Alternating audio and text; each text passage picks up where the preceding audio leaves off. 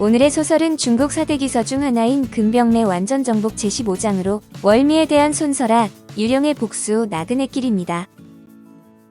서문경은 월미에게 송혜련을 미워한 것에 대해 질문을 하는데 많이는 아니지만 조금은 미워했고 그 이유는 어머니 때문이라고 연유를 말하자 혹시 월미가 죽인 게 아니냐고 불쑥 물어봅니다. 월미는 의외의 말이라는 듯이 놀라는 신용까지 하며 시치미를 뚝 빼고 부인을 하지만 어쩔 수 없이 안색이 하얗게 질리는데 자기 생각에는 춘매가 죽인 것 같다고 말을 합니다. 춘매가 은근히 자기가 7번째 부인이 되려고 생각하고 있었는데 송혜련이한테 밀려 질투가 났을 것이라는 월미의 말에 서문경은 웃음을 웃고 월미를 돌려보냅니다.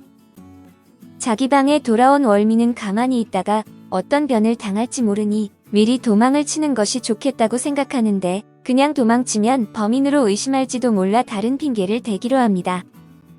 그리고 그날 밤에 월미는 밧줄에 목이 묶인 송혜련의 몸뚱어리가 천장에 덜렁 매달려 바로 눈앞에서 건들건들 흔들리는 것을 보고 사람 살리라며 밖으로 뛰어나가게 됩니다. 정신없이 내달리는데 얼마 가지 않아 또 유령이 불쑥 나타나는데 노려보는 송혜련의 하얀 얼굴이 한결 선명해졌고 월미는 정신을 잃고 회랑의 난간으로 쓰러져 버립니다. 다음 날 월미는 손설아에게 고향에 갔다 오겠다고 말하는데 너에게 고향이 어디 있냐는 손설아에게 귀신이 무서워 고향에 갔다는 말을 창피하니까 하지 말아달라고 신신당부를 합니다. 그날 오후 월미는 보따리를 싸들고 급한 볼일이 있어서 고향에 다니러 간다고 집을 떠났는데 고향을 향해 가는 것이 아니라 죄인들의 유배지인 맹주 땅이 있다는 방향으로 걸음을 재촉했습니다. 월미가 집을 떠나자 며칠 동안은 유령이 아무한테도 나타나질 않았지만 3-4일이 지난 뒤부터 집안에 다시 유령에 관한 소문이 떠돌기 시작했고 귀신을 본 사람이 하나둘 생기기 시작했습니다. 오월랑은 심기가 매우 언짢았는데 그러던 어느 날 밤 잠을 못 이루던 오월랑도 귀신을 보게 되고 그녀는 서문경에게 무당을 찾아가 봐야겠다고 합니다. 무당의 말은 간단했는데 집안에 근래에 억울하게 죽은 사람이 있어서 그 원혼이 떠돌고 있기 때문이라고 하는데 누군가 목을 졸라서 죽였다고 합니다. 원혼의 한을 풀어주려면 굿을 해줘야 되고 집안에 묻은 시신을 파내어 화장을 해서 그 재를 강물에 뿌려줘야 한이 풀려서 훨훨 저승으로 날아간다고 합니다.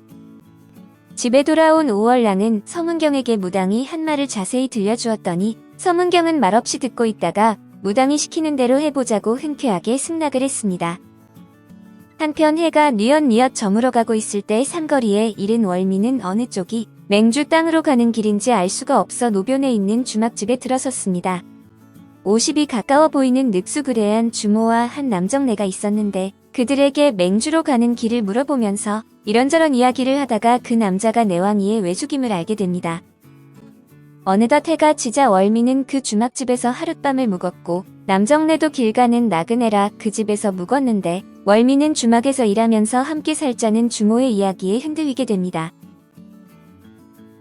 이튿날 아침에도 월미는 어떻게 했으면 좋을지 아직 마음을 정하지 못하고 있었는데 아침을 먹자 남정네가 맹주까지는 안 가지만 그 방향으로 가니까 같이 떠나자고 해서 함께 떠나기로 합니다. 만약 내왕이가 귀향을 가지 않고 자기와 결혼을 했다면 시회숙이 될 사람이라서 마음이 놓이기도 했는데 호젓한 산길을 걷고 있을 때 갑자기 소낙비가 내리게 됩니다. 두 사람은 소낙비를 피해 바위 밑에 동굴처럼 움푹 파인 곳에 몸을 피하는데 천둥번개에 놀란 월미가 남자의 품에 안긴 것을 계기로 그곳에서 연을 맺게 됩니다. 아이 어쩌나 난 몰라. 살짝 얼굴을 붉히며 그녀는 돌아서서 마지 못하는 듯 치마를 벗는다. 그리고 속옷도 가망이 아래로 끌어내려 한쪽 다리를 뺀다. 이미 눈을 뗀 남정네는 그녀의 허연 엉덩이와 미끈한 허벅살을 보자 그만 못 견디겠는 듯 와락 달려든다. 어머, 눈을 감고 있으라니까. 야, 너무너무 좋다고. 아랫도리는 더 기가 막히는데. 그러면서 남정네는 제 손으로 얼른 그녀의 속옷을 한쪽 다리에서 걷어내 버린다. 실오라기 하나 걸치지 않은 월미의 알몸뚱이를 뒷모습으로 보니 정말 너무 괜찮아서 남정네는 황홀할 지경이다. 절로 아랫도리의 욕망이 불끈 뜨거워지는 것을 느끼며 그는 그녀의 알몸뚱이를 뒤에서 덥석 끌어안는다. 그리고 열기를 머금은 입술과 혀로 마구 애무에 대기 시작한다. 아! 그녀는 간지러우면서도 못 견디게 좋은 듯 가늘게 온몸을 떨기까지 한다. 잠시 후 남정네는 자기의 아랫도리를 훌렁훌렁 벗어던진다. 그리고 그녀를 뒤로부터 짓이기기 시작한다. 흡사 산짐승 같다. 암컷과 수컷 두 마리가 비를 피해서 바위 밑 굴로 들어갔다가 암컷에게 수컷이 달려들어 뒤엉켜서 물고 핥으며 좋아 으르렁거리는 형용이다. 조금 약해지는 듯하던 빗줄기가 다시 쫙 있는 기세를 다해 퍼붓는다. 암컷도 마음껏 교성을 내지르고 수컷 역시 거침없는 신음소리를 내뱉는다. 교성과 신음소리가 빗줄기 소리와 한데 섞여 야릇하면서도 기묘한 음향을 이루어 퍼져나간다. 이튿날 밤이 되자 그들은 여인숙에 묵게 되는데 월미는 두 차례의 방사를 갖고 남자 품에 안겨 자기를 데려가 달라고 하는데 남자는 내왕이의 외숙이라면서 그럴 수 없다고 외면합니다. 핑계죠, 핑계.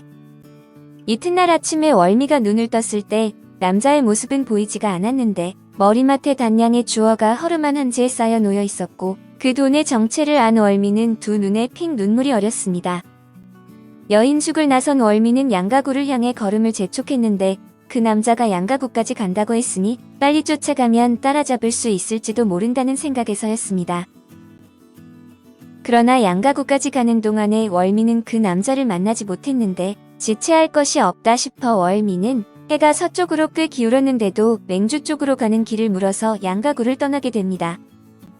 그날 밤은 공묘에서 하룻밤을 보내게 되었는데 달빛 아래 웅크리고 누워서 그런저런 생각에 젖으며 잠을 이루려고 하던 월미는 인기척에 깜짝 놀라게 됩니다. 간신히 붙어있는 문짝을 발길로 밀어버려 와장창 넘어지는 소리와 함께 한 무리의 시커먼 사람들이 공묘 안으로 몰려 들어왔는데 도둑대가 틀림없었습니다.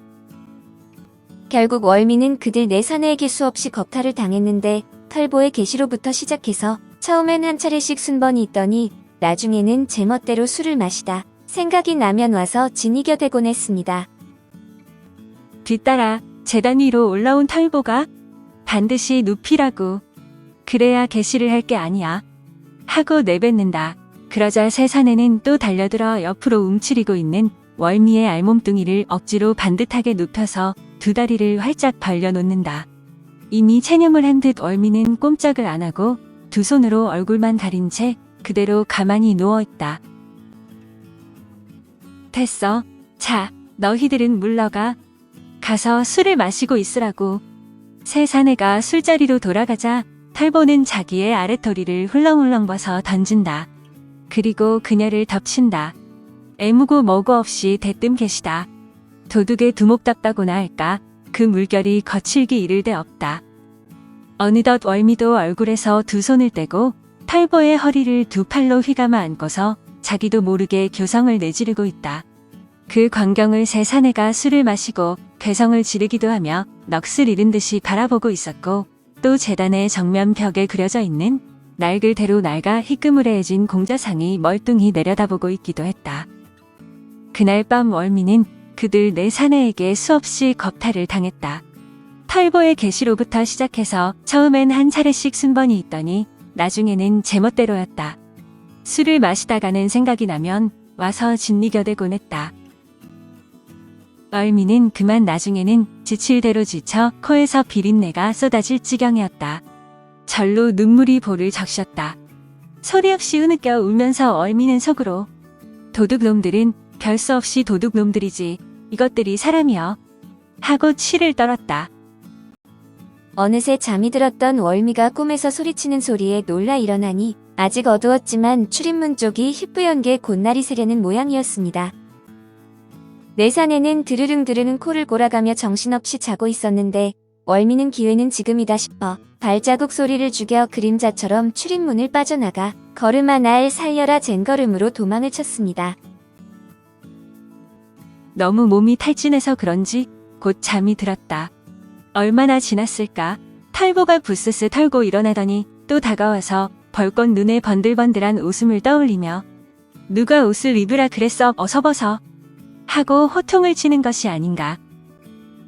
깜짝 놀라 월미는 벌떡 일어났다. 꿈이었다. 사방을 두리번거리니 아직 어두웠다. 그러나 출입문 쪽이 희붐했다. 곧 날이 새려는 모양이었다. 내 사내는 드르릉 드르릉 코를 골아가며 정신없이 자고 있었다. 멀미는 얼른 보따리를 들고 일어서 보았다. 한결 몸이 풀려 있었다. 어지럼증도 이제 느껴지지가 않았다. 그저 중병을 앓고 난 뒤처럼 멍하기만 했다. 도둑들에게 하룻밤 혼이 나자 월미는 그 뒤로는 마땅한 주막이나 여인숙이 없으면 노숙을 하면 했지 공묘를 찾아들 생각은 아예 하지를 않았습니다. 월미가 서문경의 집을 떠나온 지 4일째 되는 날 해가 진 뒤까지 하룻밤 묵을 만한 곳을 찾지 못했는데 언덕을 넘어서니 땅거미가 깔리는 들판 저 멀리 가로질러 흐르는 강줄기가 보였습니다.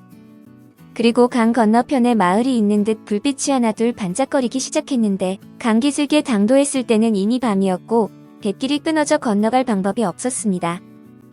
그런데 문득 아래쪽을 바라보니 물가에 여자가 하나 앉아서 흐르는 강물을 하염없이 바라보고 있었는데 월미는 그 여자도 자기처럼 뱃길이 끊어져 막막해 저렇게 앉아있다고 생각했습니다. 월미는 보따리를 들고 일어나 그 여자 쪽으로 다가가자 여자는 일어서 치마를 무릎 위까지 걷어 올리더니 강물 속으로 걸어 들어가는 것이었습니다. 여보세요? 같이 갑시다. 나도 강을 건너갈 거라고요. 그러나 여자는 돌아보지 않고 천천히 강물 안쪽으로 걸어 들어갔는데 물은 무릎에 닿을 듯 말 듯한 깊이로 보기와는 달리 깊지가 않다고 싶어 월미는 신을 벗어 보따리에 끼우고 치마를 걷어붙였습니다.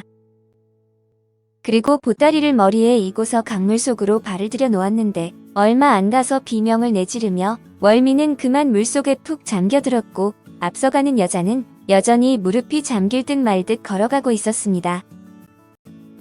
사람 살리라며 두 손을 휘저어대며 월미는 검은 물줄기에 휘말려 떠내려갔고 여자의 모습은 아무데도 보이지가 않았는데 그날 낮에 송혜련의 시신이 화장되어 그 재가 이 강물에 뿌려졌던 것입니다.